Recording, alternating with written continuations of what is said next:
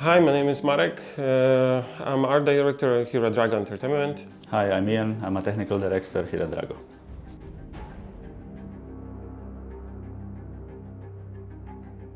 The idea for Winter Survival came from the previous prototypes of the games that we did here at Drago.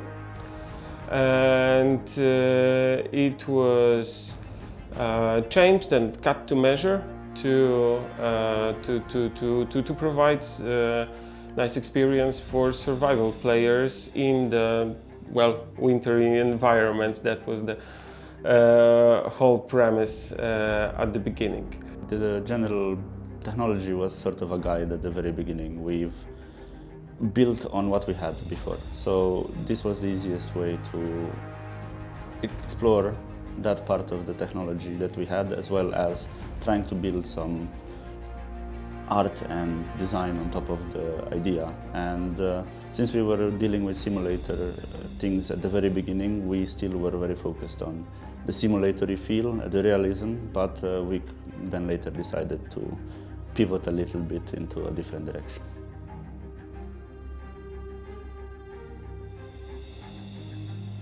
Well, for my part, I think the moving pieces were the challenge. Like, it's often that people like to have a lot of time during the development, but that in turn comes with not very many questions.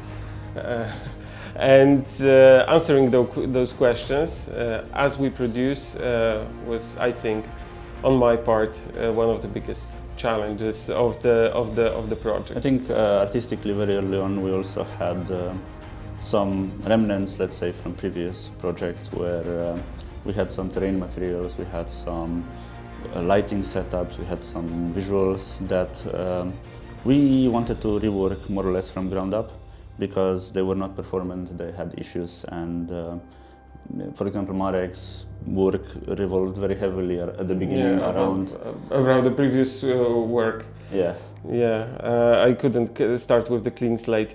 Yeah, but that was definitely one of the challenges.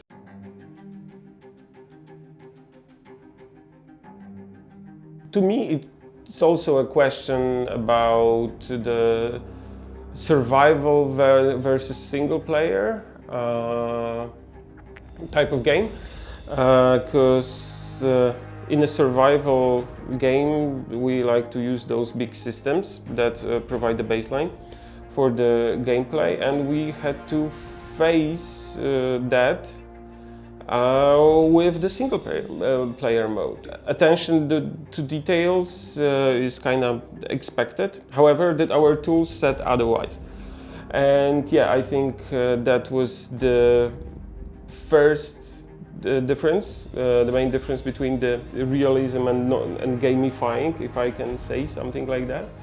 Then art-wise, obviously. I think we experimented quite a lot with different art styles, or well, not really styles, but within, like, I don't know, let's say a spectrum of art style where we were trying to navigate and see what would work best for various purposes, either level design, technology, general feel, right? We went from really dark, grimy stuff to then later, you know, bright, happy stuff to something in between, right? 100% agree with you. Like, you know, the style, like art-wise, the style is defined by few aspects. Some it's you know, terrain itself and topology of the terrain, the realism of the assets itself, the color balance, the lighting. You know, there are many components, and they somehow have to click together. And it is expected from us sometimes to, you know, to bend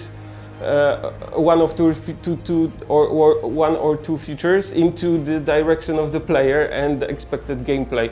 So the gameplay itself also defined part of the art style. I'm talking about the map, where we really had to adjust, you know, the scale and what we are providing to the player. So it's just fun on every corner.